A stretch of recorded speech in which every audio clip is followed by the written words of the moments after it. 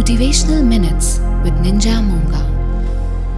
आपने सोचा है कभी कि आपके अंदर दबे इतने सारे आइडियाज, टैलेंट आप बाहर क्यों नहीं ला पाते? क्या है जो आपको रोकता है?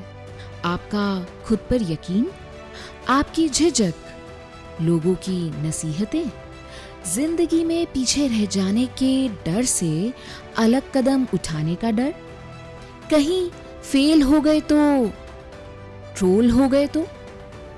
शायद इन्हीं बातों से मिला जुला शोर ही है जो आपके अंदर की प्रतिभा, टैलेंट रूपी बीज को आपके जहन रूपी मिट्टी में दबे रहने देता है सालों साल।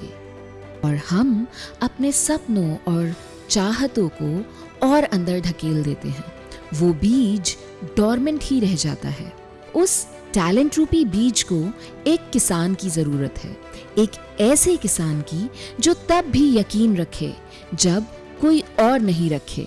हो सकता है ना आपका टैलेंट एक ऐसा बीज हो जो अपना वक्त ले रहा है। हो सकता है आप मोसो बैम्बू हो। मोसो बैम्बू एक ऐसा पौधा है जो हमें एक बहुत गहरी सीख देता है। ये एक बांस की प्रजाति है जो चीन, जापान और ताइवान जैसे देशों में पाई जाती है। जब इसका बीज बोया जाता है, 5 साल तक जमीन के ऊपर कुछ नहीं उगता, ना कोई पत्ता, ना कोई तना। लेकिन ये बीज गलत नहीं, बस इसकी प्रकृति ऐसी है। अब सोचिए उस किसान के बारे में जिसने इसे बोया।